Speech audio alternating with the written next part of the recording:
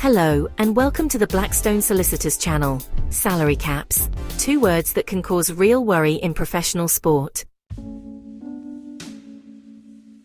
They are designed to create fairness and financial stability, but when you are the player whose contract is under scrutiny, they can feel anything but fair. In English rugby, the salary cap has been headline news for years. The most high-profile example involved Saracens FC, who were relegated from the Premiership Rugby after being found to have breached the cap regulations. It was a seismic moment. Titles stripped of credibility, reputations questioned, and players suddenly facing uncertainty about the validity of their contracts. Cricket has its own financial controls, particularly in franchise competitions and domestic structures overseen by the England and Wales Cricket Board. The 100, for example, operates with clear salary bands and draft systems.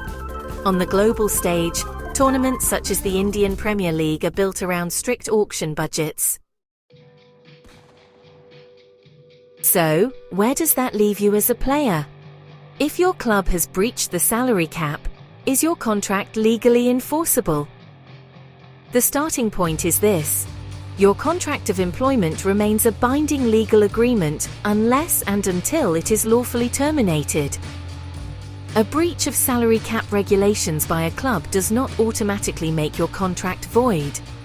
The cap rules are typically regulatory obligations imposed by the league on the club, not direct promises between player and league.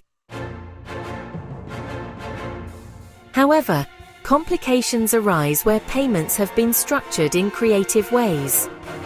Side letters, image rights agreements, property arrangements, or third-party payments can all come under scrutiny. If a payment arrangement is found to have been deliberately concealed or to breach league rules, governing bodies may impose sanctions. Those sanctions usually target the club, but they can have knock-on effects for players. We have advised athletes who discovered, sometimes years later, that parts of their remuneration were being investigated.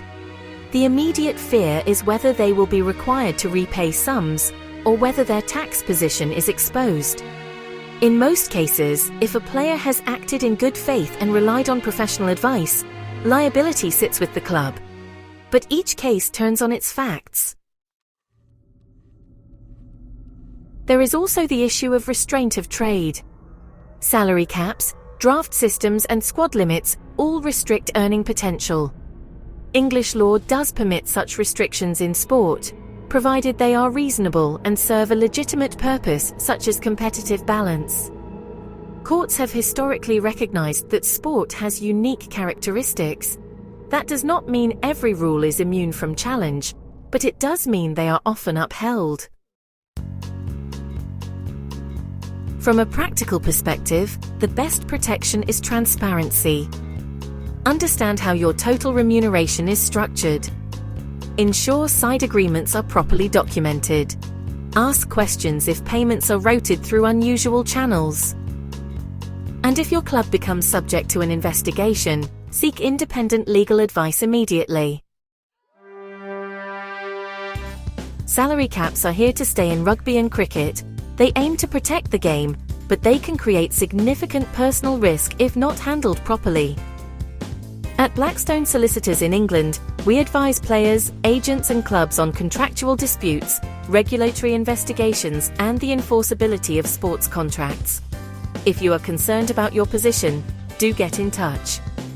If you found this helpful, please like and subscribe for more insights into the legal side of sport.